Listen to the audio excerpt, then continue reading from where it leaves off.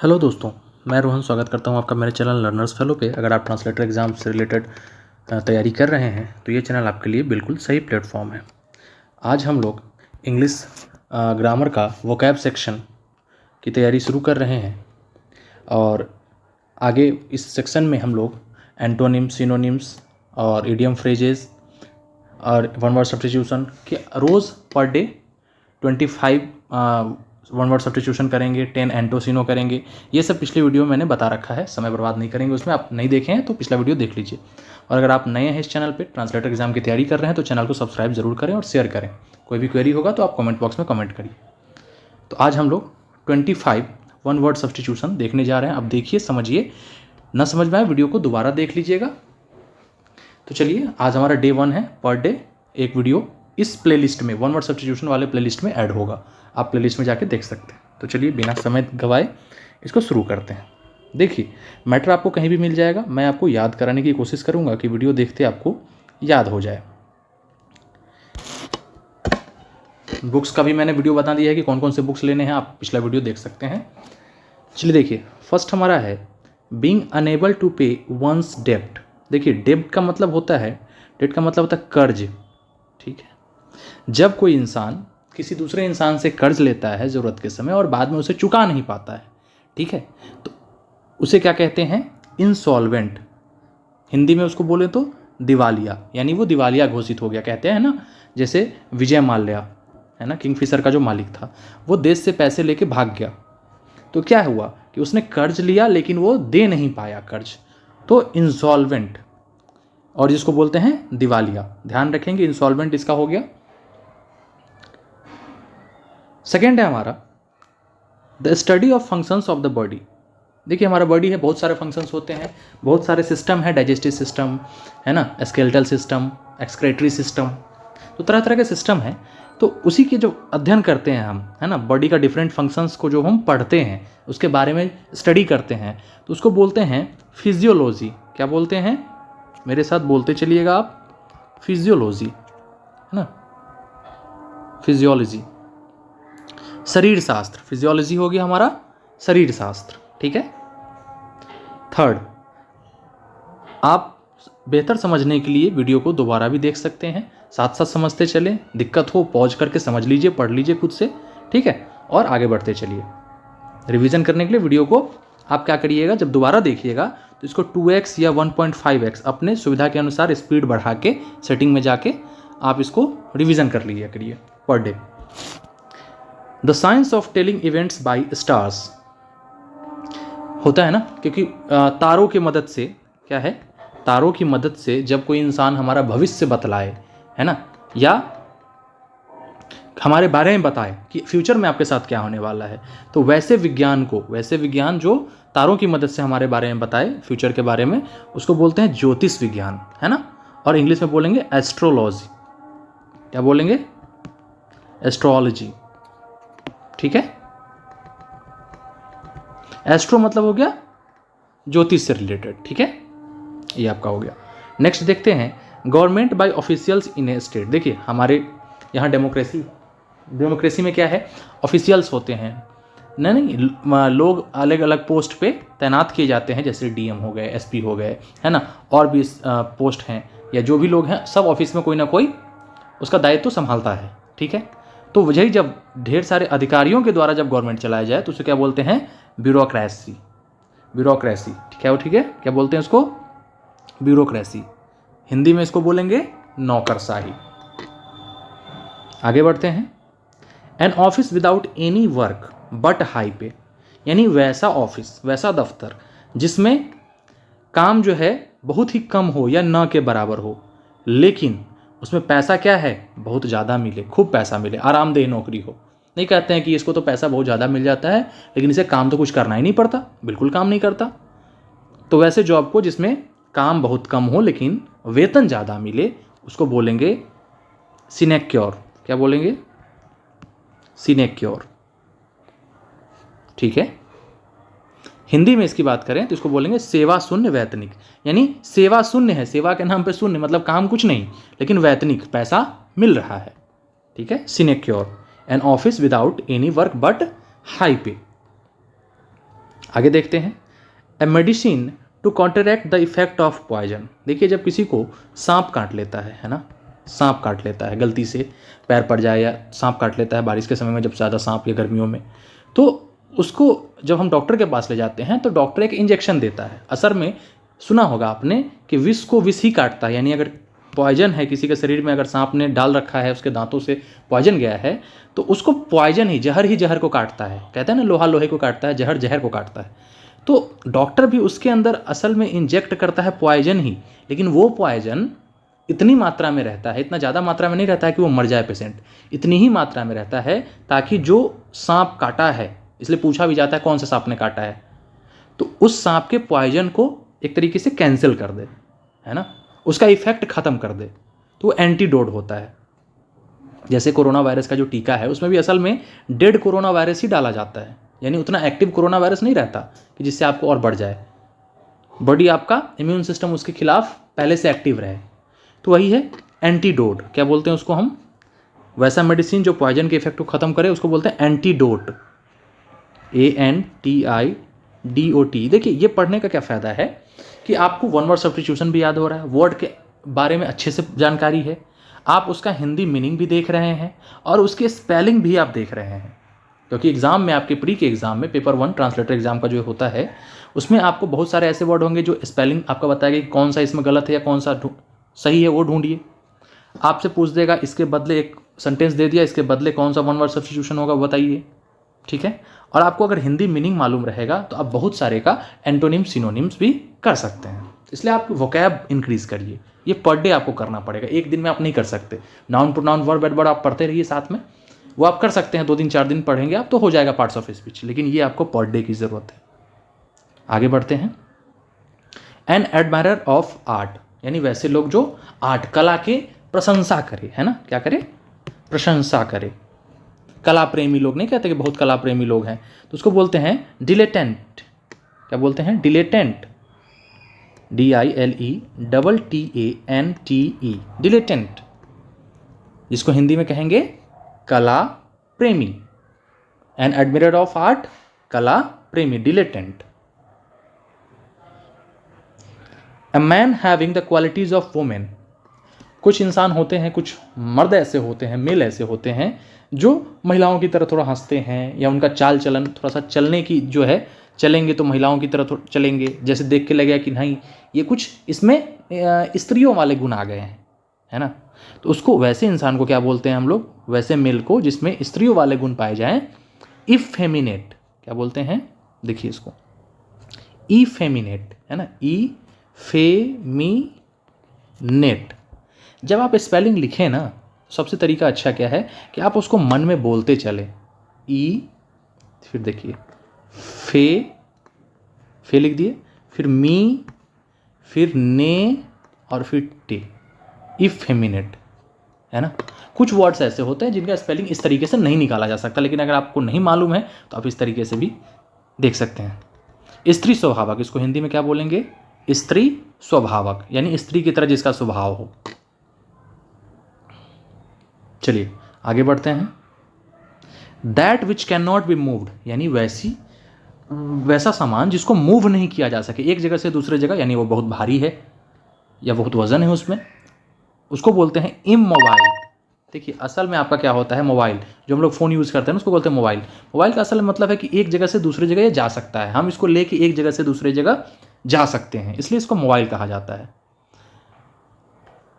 या कहते हैं मोबिलिटी बनी रहनी चाहिए, है ना, यानी आप जगह बदलते रहें। इस तरीके से देखिए इमोबाइल, यानी इम का मतलब होता है निगेटिव के सेंस में, है ना, निगेटिव के सेंस में होता है इम।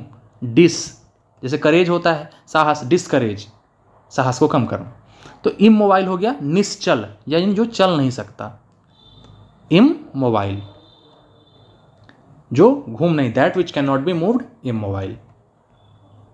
आगे बढ़ें, स्टडी ऑफ इंसेक्ट्स पूछा जाता है, स्टडी ऑफ इंसेक्ट्स यानी कीड़े मकोड़े के बारे में जो पढ़ाई करे उस पढ़ाई को क्या बोलते हैं, तो उसको बोलते हैं हम लोग इंटोमोलॉजी। क्या बोलते हैं, ENTOMO, इंटोमोलॉजी। कीट शास्त्र, कीट मतलब कीट पतंग, कीड़ा मकोड़ा, और उसका शास्त्र यानी उसके बारे में पढ़ाई, ठीक है, इंटोमोलॉजी। वर्ड फॉर वर्ड, एक वर्ड कहा उसके बदले आप उसका सिनोनिम्स अगर बताते हैं कुछ, उसी वर्ड के बदले कोई और वर्ड रख दिया आपने, है ना, तो आप क्या कहेंगे, जैसे मान लीजिए रात्रि है, हिंदी में मैं बताऊं तो जैसे कह देंगे रात्रि बोलिए या निशा बोलिए, है ना, तो एक ही बात बराबर हुई। सूरज बोलिए या सूर्य कहिए, यानी इस वर्ड के लिए कोई वर्ड आ गया, तो उसी को इंग्लिश में क्या बोलेंगे, वर्ड फॉर ए वर्ड, वर्बैटिम। क्या बोलते हैं, VERBATIM, वर्बैटिम, मतलब शाब्दिक। नहीं कहते उसका शाब्दिक अर्थ बताओ भाई, word for a word, verbatim. अब wish to good to others, अगर आप मन में कामना है, आपकी इच्छा है किसी के लिए अच्छा करने की, तो उसको बोलेंगे परोपकार, और इसका इंग्लिश वर्ड क्या होगा, बेनेवोलेंस।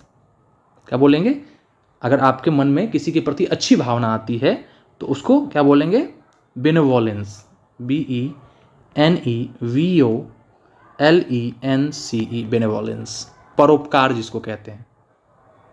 और वही परोपकार को करने वाला को क्या बोलेंगे, परोपकारी बोलेंगे। तो उसमें यहाँ पे CE हट के T हो जाएगा, क्या हो जाएगा उसका, परोपकारी का बेनेवोलेंट हो जाएगा, ठीक है, बेनेवोलेंट, जो परोपकार करे, परोपकारी। तो wish to do good to others, benevolence. आगे बढ़े, whose meaning is difficult to understand, बहुत सारे ऐसे वर्ड होते हैं, कहते अरे भाई इसका मतलब तो समझ ही नहीं आ रहा है ना, बहुत मुश्किल है इसका मतलब समझना। तो वैसे वर्ड को इंग्लिश में क्या बोलेंगे, एब्स्ट्रूज। क्या बोलेंगे, ABS, एब्स्ट्रूस, TRUSE, एब्स्ट्रूज नहीं, एब्स्ट्रूस, इसका प्रोनाउंसिएशन ये होगा। फिर हिंदी में जिसको दुर्बोध कहते हैं, यानी जिसका बोध करना, जिसको समझना मुश्किल हो, या गूढ़ बातें, क्या है, जो नहीं समझना आ रही है, समझना मुश्किल है, difficult to understand, abstruse, ABS TRUSE, ठीक है। आगे बढ़े, वे आउट फॉर वाटर और स्ट्रीम, जहाँ से पानी निकलता हो, जैसे मान लीजिए कोई ये पाइप है, हमने इसको दमकल से कनेक्ट कर दिया, पंप से कनेक्ट कर दिया, और यहाँ से पानी निकल रहा है, तो ये जो यहाँ पे है ना पानी निकलने का रास्ता, उसको क्या बोलेंगे हम लोग, आउटलेट बोलेंगे, निर्गम द्वार बोलेंगे। क्या है, निर्गम, निकलने का द्वार, निकलने का रास्ता, आउटलेट। तो वे आउट, देखिए आउट से अर्न गया outlet, way out for water और स्ट्रीम, आउटलेट। क्लियर है। वांट ऑफ स्लीप, यानी सोने की इच्छा, बहुत होता है ना कि जब थक जाते हैं हम लोग तो हमें नींद आती है, उसको क्या बोलते हैं,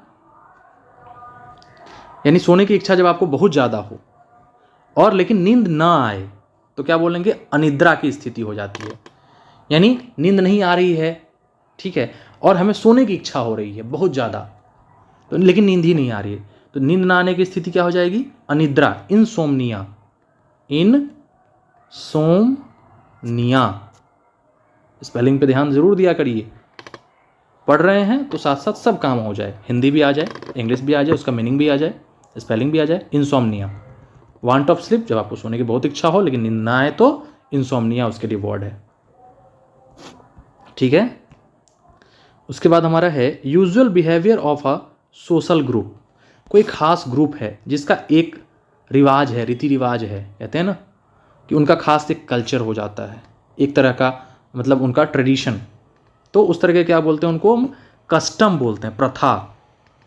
नहीं कहते कि हमारे यहाँ तो ये प्रथा है, कस्टम, क्या बोलेंगे उसको, COSTOM, कस्टम, जिसको हम लोग प्रथा या रिवाज के नाम से जानते हैं, प्रथा या रिवाज, कस्टम। यानी सोशल ग्रुप का क्या मतलब हुआ कि कुछ लोग वैसे हैं, जैसे मान लीजिए भारत में सभी लोग तो नहीं करते हैं, कुछ लोग, जैसे किसी खास कास्ट को ले लीजिए, किसी खास जगह रहने वाले लोगों को ले लीजिए, तो उनका एक अलग कस्टम होता है, रिवाज होता है। अब use of mild words in place of words required by truth, जैसे मान लीजिए कभी आपको कुछ कहना है किसी से सच, तो हम लोग क्या कहते हैं, नहीं नहीं छोड़ो हटाओ, तुम सच सुनोगे तो बुरा मान जाओगे, तुम्हें खराब लगेगा, तो उसके जगह पे हम सोचते हैं कि अगर ये बात हम बोल दिए अगर सच सच तो इसको बुरा लगेगा, इसलिए हम उसके जगह से कुछ सॉफ्ट वर्ड यूज़ कर देते हैं, थोड़ा सा मतलब अच्छे वर्ड यूज़ कर देते हैं सच्चाई बोलने के जगह पे, ताकि उसे बुरा भी ना लगे और हमारी बात वो समझ भी जाए और कह भी दें। माइल्ड वर्ड्स, थोड़े से कोमल वचन कह देते हैं उसको, तो इसको बोलते हैं कोमल वचन को यूफेमिज्म। क्या बोलते हैं? EUPHEMISM, यूफेमिज्म, कोमल वचन कहना। ठीक है, तो इसको बोलेंगे यूफेमिज्म, याद रखिएगा ये सब। नेक्स्ट है troops trained for being dropped by parachute. देखिए पैरासूट का स्पेलिंग बड़ा अच्छा है, PARACHUTE, पैरासूट, याद रखिएगा। कुछ कुछ वर्ड्स है जैसे लिफ्टिनेंट का होता है LIEUTENANT, इसको तोड़ तोड़ के याद रखिए, उल्टा सीधा, लेकिन लिखते वक्त जरूर सही लिखिए। कैसे याद रखिए इसको? देखिए लेफ्टिनेंट का मैं बता दूं, लाई झूठ, यू 10 मतलब 10, एंड मतलब चीटी, झूठ तुम 10 चीटी का। और इसको लेकिन पढ़ेंगे कैसे? लेफ्टिनेंट, लेफ्टिनेंट बोलते हैं हम लोग, लेकिन लिखाता इसका स्पेलिंग ये होता है LIEUTENANT। ऐसे तोड़ तोड़ के याद रखिएगा और लिखते समय आप सही लिखिएगा, बोलते समय सही बोलिएगा। इसका ये भी तरीका है, झूठ तुम 10 चीटी, लेफ्टिनेंट स्पेलिंग ये होता है। जैसे कर्नल का हम लोग लिखते हैं ना, कर्नल का स्पेलिंग COLONEL होता है, बोलते हैं कर्नल, ऐसे कर्नल, लेकिन लिखाता क्या है? कोलोनल। तो आप मन में याद रख लीजिए कोलोनल, लेकिन लिखते समय सही लिखिए, बोलते समय सही बोलिए। आपको कैसे भी याद रखता है, कोई भी आप अपने हिसाब से प्लान कर सकते हैं, कोई भी वर्ड को कैसे भी याद रख सकते हैं। मैटर करता है कि आप एग्जाम में सही करके आएँ, नॉलेज आपकी सही होनी चाहिए। ठीक है, तो ट्रूप्स ट्रेंड बाय पैरासूट से जो कुछ मतलब सेना जब ऊपर से कूदते हैं, जब कहीं पे भी हेलीकॉप्टर नहीं जा पाता या हेलीकॉप्टर जाने से इनेमी को पता चल जाएगा दुश्मनों को, तो ऊपर से ही वो लोग छतरी यानी कि पैरासूट लगा के कूद जाते हैं नीचे, बहुत सारे सैनिक, तो उनको बोलते हैं पैराट्रूप्स। क्या बोलते हैं? छतरी सेना। जो मतलब पैरासूट लगा के ऊपर से नीचे आए उनको बोलते हैं पैराट्रूप्स, और जो काम ये करते हैं उनको बोलते हैं पैराट्रूपर्स। क्या बोलते हैं? पैराट्रूपर्स। ठीक है, पैराट्रूपर्स, पैराट्रूप्स और पैराट्रूपर्स हो जाएगा जो ये काम करे, छतरी सेना।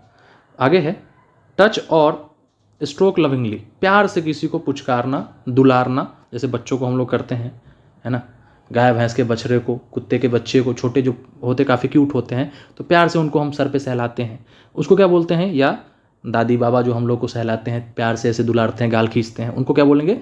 फॉन्डल, दुलारना। क्या बोलेंगे? फॉन्डल, FONDLE, फॉन्डल मतलब दुलारना। क्लियर है? वीडियो को 2 बार देख लीजिएगा, 3 बार देख लीजिएगा, ना समझ में आए, याद हो जाना चाहिए आपको, बस कैसे भी याद हो, आप सफल हों। फिर अगला आता है a traditional story related to deities, यानी कोई पुरानी कथा। नहीं कहते हैं कि ये भगवान ऐसे थे, ये हाँ जैसे राम जी की ही कोई कथा है, तो पौराणिक कथा यानी कि वो कथा जो भगवानों के बारे में है, जो हम सुनते आ रहे हैं। जैसे श्री कृष्ण गोवर्धन पर्वत उठा लिए थे उंगली पे, इस तरह की कहानी जो भी है, या रामायण की कथा, जो पौराणिक कथा हमारे पूर्वज सुनाते आ रहे हैं, जो देवी देवताओं से रिलेटेड जो कथाएं हैं। डेटीज़ का मतलब होता है देवता, देखिए मैंने अपने बुक में लिखा भी है। तो सारी चीज़ वही है जो मैं फॉलो करता हूँ, सेम चीज़ है। उसको बोलते हैं MYTH, मिथ, MYTH, मिथ, जिनको बोलेंगे पौराणिक कथा। ध्यान रखेंगे, traditional story related to deities, myth बोलते हैं, पौराणिक कथा उसका हिंदी मतलब है। नेक्स्ट आते हैं that which is pig like, वैसी चीज़ें जो सुअर के जैसी हैं, है ना, सुअर के जैसे दिखने वाली चीज़ें, तो उनको बोलते हैं सुअर जैसा, हिंदी में हो गया पॉर्काइन। क्या बोलते हैं? PORCINE, पॉर्काइन बोलते हैं उसको। ठीक है, ध्यान रखेंगे। पिग से देखिए, पी से पिग है, पी से पॉर्काइन है। अगला है things to be corrected in a printed book. अब मान लीजिए बुक ये प्रिंट हो चुका है, अब बुक प्रिंट हो गया, ये जैसे आपने देखा होगा SSC का ही साइट पे आता है कभी कि कोई एक नोटिस आ जाती है।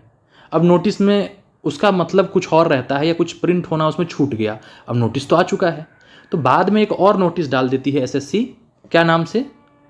कोरिजेंडम नाम से। देखिए क्या लिखती है उसको, कोरिजेंडम, है ना। इसका मतलब होता है शुद्धिकर पत्र, यानी कि कोरिजेंडम का मतलब क्या है कि उस लेटर में कुछ शुद्धि किया गया है, पुरानी बातों को उसमें ऐसा लिखा जाता है कि इसको ऐसे ना पढ़ के ऐसे पढ़ा जाए, ये वर्ड लिखने मतलब इसको ऐसे, इस वर्ड का ये मतलब नहीं है, ये मतलब समझा जाए, उस लेटर में ऐसा लिखा होता है। तो कोरिजेंडम का मतलब हो गया शुद्धि पत्र।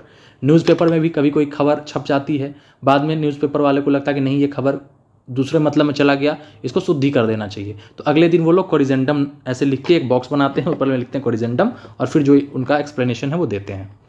तो जो भी चीज़ें सही करना हो तो शुद्धि कर पत्र कोरिजेंडम। आगे बढ़ें। Things taken by robbers. देखिए पहले डकैती होती थी, रॉबर्स का मतलब होता है डाकू, है ना। तो वो डाकू जब आते थे तो बंदूक के बल पे, ताकत के बल पे, छुरी के बल पे, चाकू के बल पे सामान लूट के ले जाते थे। तो जो लूटा हुआ सामान उनका होता था उनको बोलते थे बूटी। क्या बोलते थे? BOOTY, बूटी, जिसको लूट का माल कहते हैं। लूट का सामान, लूट का माल, बूटी। वैसे सामान जो डाकुओं के द्वारा ले जाए जाते थे बूटी कहलाते हैं, ध्यान रखिएगा। ऐसे याद रखिएगा कि जो डाकू थे रॉबर्स, वो बूट पहन के आते थे। बूट क्या होता है? मोटा सा जूता होता है, लंबा सा। और जब याद है जब शोले मूवी में वो गब्बर चलता था, ठाक ठाक ठाक ठाक पैरों की आवाज़ आती है, तो वो बूट की आवाज़ होती थी। ठीक है, तो वैसे याद रखेंगे कि रॉबर्स जो डाकू थे वो बूट पहन के आते थे, और जो सामान ले जाते थे वो बूटी कहलाता था, लूट का माल। आगे बढ़ते हैं। जो शेर जैसा हो, thing that which is lion like. नहीं कहते कि शेर जैसा है, एकदम शेर की तरह दिखता है, तो उसको लाइन से देखिए, लाइन से लियोनाइन बन गया, LEONINE। क्या था आपका? पिग जैसा था तो पॉर्काइन था, लाइन जैसा है तो लियोनाइन है, सिंह जैसा। ठीक है, ये सब आसान है। और फॉक्स जैसा है कोई भी चीज़, है ना, फॉक्स जैसा, लोमड़ी जैसा, तो उसको बोलेंगे वल्पाइन। क्या बोलेंगे? VULPINE, वल्पाइन। लोमड़ी जैसा धूर्त, अगर जैसे कोई इंसान है कह देंगे कि भाई तुम तो चालाक हो एकदम लोमड़ी जैसे, तो उसको क्या बोलेंगे? वल्पाइन। डॉग लाइक, जो भी चीज़ें कुत्ते जैसी है। अब डॉग का एक देखेंगे हम लोग के तित होता है, एक होता है कैनीन, एक हमारा तित होता है कैनीन, जो आपके बीच का जो है 4 दांत के बगल में एक, जैसे नहीं देखते थे पुराने मूवीज़ वगैरह में भूत जब असली रूप में आते थे तो वो 2 दांत आगे का ऐसे नीचे बढ़ जाता था, ऊपर का भी और नीचे का भी, और बीच में दांत जो है वो उनके छोटे छोटे रहते थे ऐसे दोनों जबड़े में, और ये दांत जो है बीच वाले ये चारों बढ़ जाते थे। तो वही दांत जो है वो क्या है? कैनीन है। इसी को कैनीन बोलते हैं, बहुत लोग कैनाइन भी बोलते हैं। तो यही कैनीन है। तो ऐसा दांत हमेशा किसका रहता है? कार्निवोर्स का, कुत्ते का रहता है ऐसा दांत निकला हुआ। क्यों? क्योंकि उनको मांस को चीरना फाड़ना रहता है, खाना रहता है ना। तो इसीलिए उसको क्या बोलेंगे हम लोग? डॉग के जैसा जो अगर रहे तो कैनीन बोलेंगे। ठीक है, कैनीन या कैनाइन आप कह सकते हैं। स्वान जैसा, स्वान का मतलब कुत्ता होता है, स्वान बोलते हैं संस्कृत में हम कुत्ते को। डॉग कैनाइन हो गया, शायद स्वान ही संस्कृत में बोला जाता है, कंफर्म करिएगा कमेंट बॉक्स में। That which exist separately from other people, जो एकदम अलग रहे, है ना, दूसरे से अलग रहे, उनको क्या बोलेंगे? इंडिपेंडेंट। क्या है? इंडिपेंडेंट, DENT, इंडिपेंडेंट, यानी किसी पे निर्भर नहीं है, वो स्वतंत्र है। वो क्या है? इंडिपेंडेंट, स्वतंत्र है। आगे बढ़ते हैं। That which can not be perceived bye touch, वैसी चीज़ें जो छू के हमें नहीं पता चलती, जैसे हमारी फीलिंग्स हैं, इमोशंस हैं, जो एब्स्ट्रैक्ट नाउन है, भाववाचक संज्ञा, वो हमें छू के नहीं पता चलती, तो क्या है वो? इनटेंजिबल है। किसी के प्यार को आप छू सकते हैं क्या? नहीं छू सकते। किसी के गुस्से को आप छू सकते हैं? नहीं, ये सब एब्स्ट्रैक्ट नाउन है, भाववाचक संज्ञा, तो ये सब इंटेंजिबल थिंग्स हैं। अस्पृश्य, अस्पृश्य का मतलब छूना, मतलब नहीं, जिस चीज़ को हम छू नहीं सकते, इंटेंजिबल, अस्पृश्य।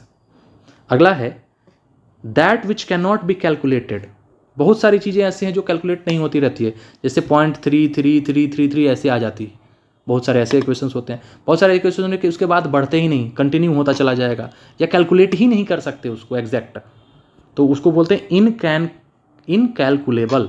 इन मतलब नहीं, और कैलकुलेबल, अगर कैलकुलेट कर सकते हैं तो कैलकुलेबल बोलते, लेकिन नहीं किया जा सकता तो IN लगा दिए, इनकैलकुलेबल। क्या बोलेंगे इसको? अगणनीय, जिसकी गणना नहीं की जा सकी, अगणनीय। देखिए मैं आपको हिंदी में भी और इंग्लिश में दोनों में बता रहा हूँ, इससे आपका इंग्लिश का तो 1 वर्ड सब्स्टिट्यूशन तैयार हो ही रहा है, हिंदी का भी आपका अनेक शब्दों के लिए एक शब्द तैयार हो रहा है। अगणनीय जिसकी गणना की न की जा सके पूछ देगा एग्जाम में तो आप अगणनीय करेंगे। वही इंग्लिश में पूछ दिया कि that which can not be calculated तो आप कर देंगे इनकैलकुलेबल। तो एक तीर से कई निशाने हम लोग लगा रहे हैं। वर्ड भी याद कर रहे हैं, स्पेलिंग भी याद कर रहे हैं, हिंदी की भी स्पेलिंग देख रहे हैं, ठीक है, इससे रिलेटेड और कोई वर्ड आ रहा है वो भी देख रहे हैं। तो एक तीर से कई निशाने लगाना ही चाहिए। स्मार्ट स्टडी वाले ही सफल होते हैं और हम लोग स्मार्ट स्टडी कर रहे हैं।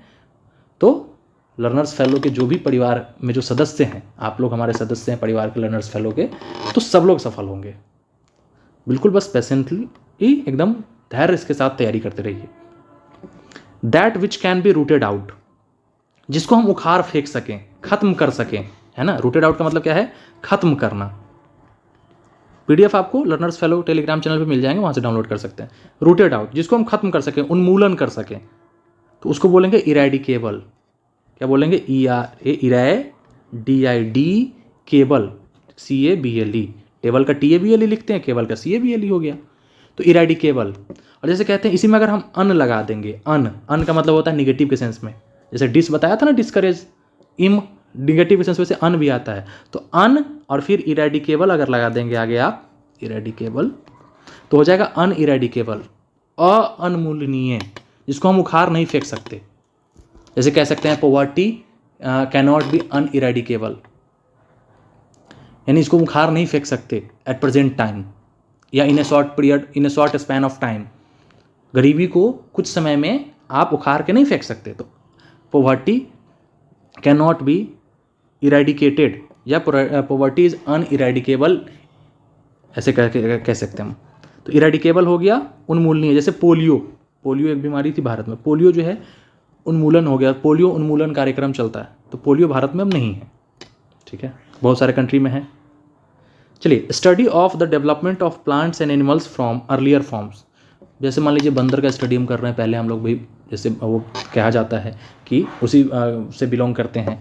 तो किसी जानवरों का स्टडी हम करते हैं, वंशानुक्रम उसको कहते हैं कि पहले कैसा था, फिर उसका बच्चा कैसा हुआ, फिर उसके बच्चे कैसे हैं, इसके पूर्वज कैसे थे। तो इस तरह के जो हम क्रम वाइज स्टडी करते हैं उसके जनरेशन्स पे, है ना, अर्लियर फॉर्म कैसे थे, उसको बोलते हैं जीनियोलॉजी। क्या बोलते हैं? जीनियोलॉजी, जीनियोलॉजी, है ना, जीनियोलॉजी। वंशानुक्रम, उसके वंश के बारे में जो हम क्रमिक अध्ययन करते हैं, वंश के बारे में क्रमिक अध्ययन को क्या बोलेंगे? वंशानुक्रम, ठीक है। तो ये हमारा आज का वन वर्ड सब्स्टिट्यूशन था। और भी एंटोनिम्स, सिनोनिम्स के भी अलग अलग वीडियो आएंगे, प्लेलिस्ट में आप देखते रहिए, चैनल से जुड़े रहिए, इसको लाइक सब्सक्राइब करिए, शेयर करिए। और भी साथी आपके होंगे जो तैयारी कर रहे होंगे इस चीज़ की या और भी कॉम्पिटिटिव एग्जाम्स की, तो ये आप शेयर करिए। इसी तरीके से आपको बताया जाएगा, समझाया जाएगा, और जितनी भी हेल्प हो सके आप कमेंट बॉक्स में लिखिएगा कोई भी क्वेरी हो तो, ठीक है। इंसॉल्वेंट, फिजियोलॉजी, ये सब आप एक बार रिवीजन कर लीजिएगा। आपके जो भी कमेंट हो, कोई क्वेरी है, कोई सजेशन है हमारे लिए कि नहीं सर ऐसे नहीं, आप ऐसे बता सकते हैं, या इसका ये नहीं मतलब ये मतलब और है, या इसका एंटोनिम सिनोनिम्स आपको मालूम है और ज़्यादा उस वर्ड के बारे में आप जानते हैं, लिखिए, बिल्कुल लिख सकते हैं आप कमेंट बॉक्स में, ठीक है। कोई क्वेरी है, आपको कुछ पूछना है, कोई भी एग्जाम से रिलेटेड दिक्कत है, ट्रांसलेटर के एग्जाम से आप पूछ सकते हैं कमेंट बॉक्स में। टेलीग्राम चैनल हमारे डिस्क्रिप्शन बॉक्स में इसका लिंक दिया है, लर्नर्स फेलो, ये आप सर्च करके भी ज्वाइन कर सकते हैं। ये PDF आपको वहाँ पे मिल जाएगा डाउनलोड करने के लिए। पढ़ते रहिए दोस्तों, सफलता जरूरी है, ठीक है। वीडियो को लाइक, सब्सक्राइब और शेयर कर दीजिए, दोस्तों तक भी पहुँचाइए, शेयर कर दीजिएगा। Thanks for watching. उम्मीद करता हूँ कि आपकी तैयारी अच्छी चल रही होगी और वीडियो के माध्यम से